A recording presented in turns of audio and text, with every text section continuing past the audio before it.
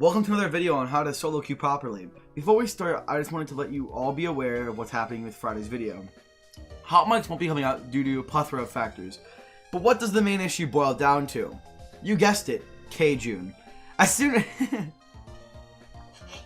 fuck.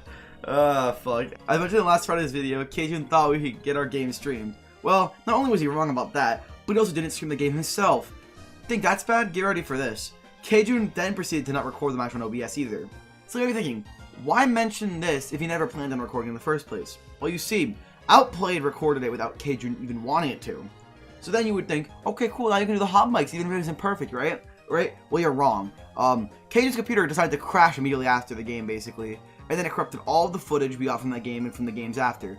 So now you might be asking yourself, so, Rack, how are you going to blame this all on K-June when, you know, you should have recorded yourself? Well, you make a perfect logical argument. I tried, I really did. But, you know, Outplayed decided to fuck me in the asshole, so, you know, he didn't record anything. Literally nothing. Like, he didn't record the games that we played then or after. So I guess either way, we should hop into the video. I've already wasted a lot of your time. You know what's not a waste of time, though? Rogue Energy. Use code RWE in the Rogue Energy store for 10% off your order. Unfortunately, there is no direct link citing Rogue Energy will make you a better gamer. But in my case, it sure has. It has helped me get my KD up in league games. Without Rogue Energy, I went 11 and 19. With it, I went 29 and 16 and won several clutch situations. Thank you and enjoy the video. When you're playing in a solo queue, you want to be the best player you can be. And that's not really necessarily meaning aim. Like, you probably go 0-9, you can still probably win a game, assuming that your team is able to pick up the slack that they're bringing. Although, that's obviously not the ideal situation. You know. But, what you always want to do is just be friendly. Always do your best. I mentioned this in the first video. Always do your best to just kind of put yourself out there and not be a dick. Because being a dick will only make them be dicks back. And, like, I'll be in games where I'll, like, things... Even now, when I see, like, a kid who's just looking the wrong way, like, I'll be like, I don't know, once Chala, and then they'll look at fucking, I don't know, they'll look at, like, random places. And, like, you'll call out stuff, and it'll annoy you that your teammate doesn't know what you're talking about. But you can't be thinking to yourself, what the fuck are they doing? Like, why are they brain dead? You know, it just puts you in a bad mindset. Instead, you want to think to yourself, what could I have done to play with the team better, and how could I get control by myself? And like, even if no one is talking, always give intel.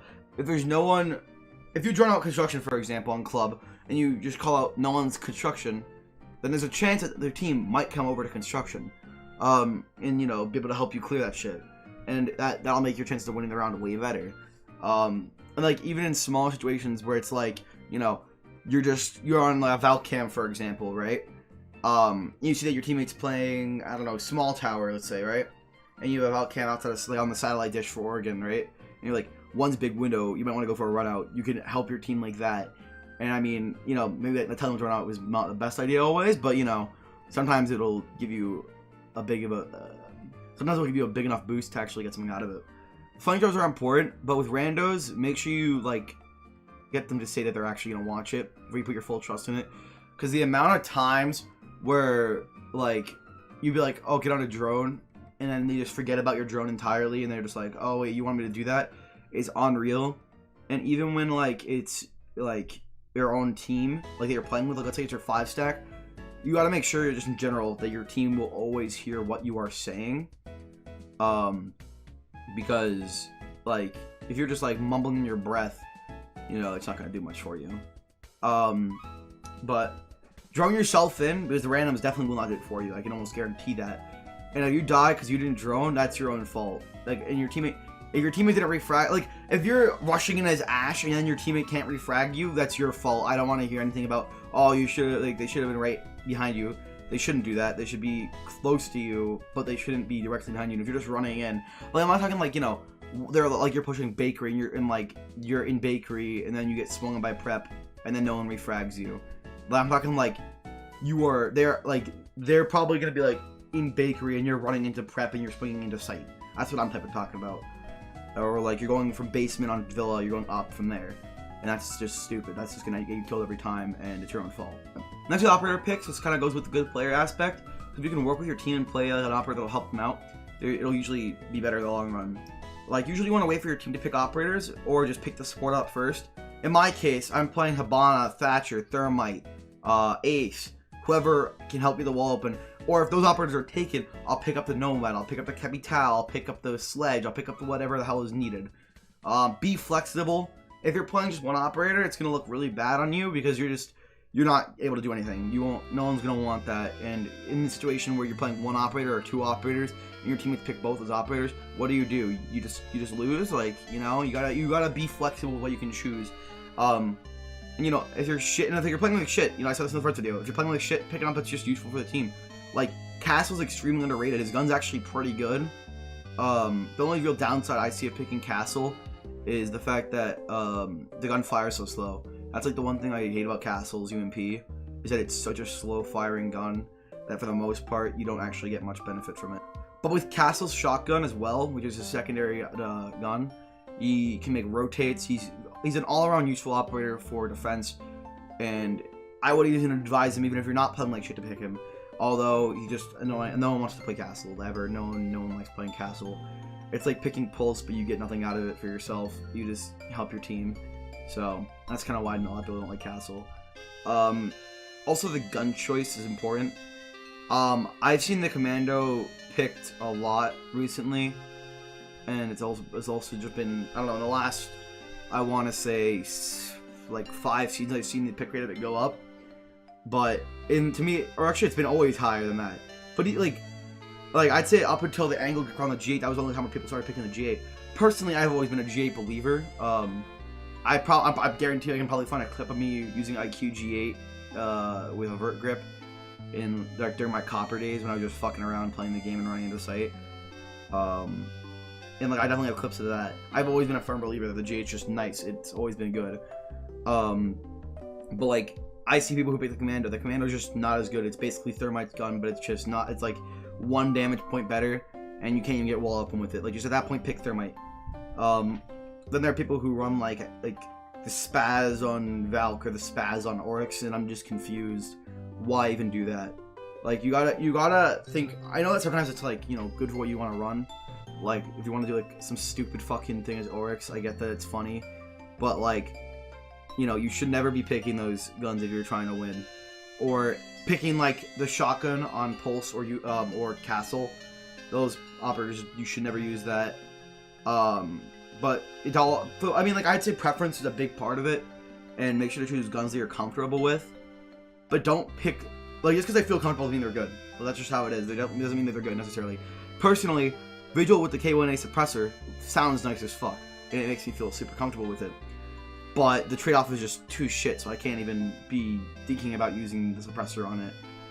That was fucky every single time. You know, attachments as well. Like, if you're running the laser, take it off. Like, unless you're running a shotgun, and that's like the only time you should ever be running it.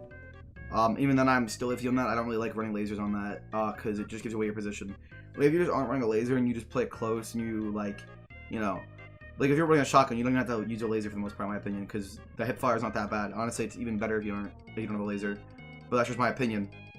So, like laser, I mean, like I wish that Ubisoft added like a fake pec box type thing, so that way you could run the laser. Like the laser does look good, I won't lie, but the laser itself gives away position, so I can't recommend it to anyone.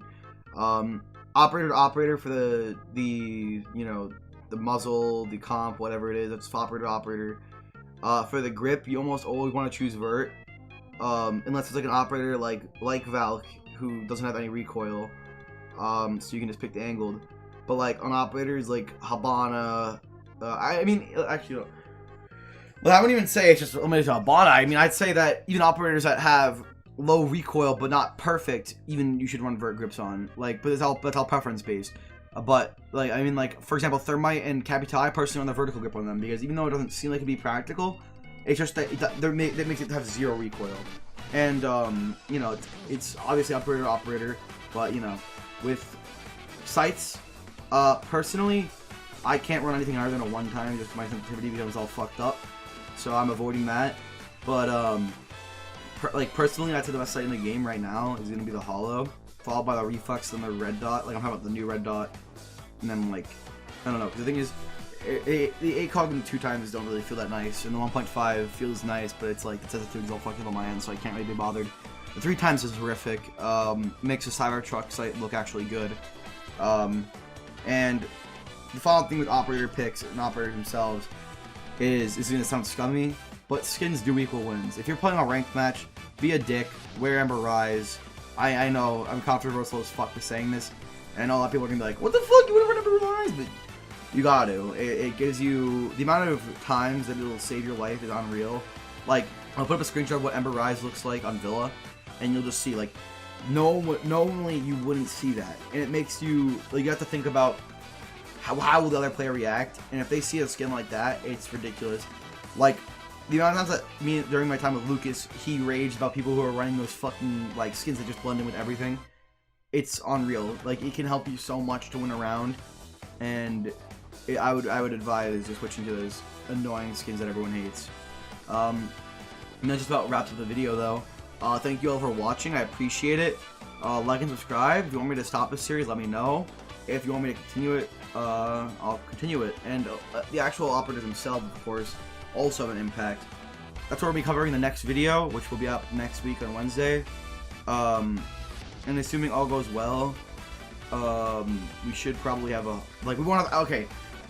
What? We should have that video up next week. And next Friday, we're probably gonna be doing, like, something, like, not really, fuck. Next Friday's not gonna be a hot mics either, because turns out that we're in the losers bracket now, because we lost 5-7, it was a very close game. We're in the losers bracket now, so because of that, we have to wait one more week in order to get a video out for you guys. So it won't be out next week, but it'll be out the week after, unless we have a game, unless our games get scheduled for, like, this week on Thursday or something like that. I don't know, actually no, it doesn't make sense. It'd be next week Thursday, not this week. I'm making this on February the 13th. Please cut me some slack. That's all. Thank you. Have a nice day. See you guys in the next video. Peace.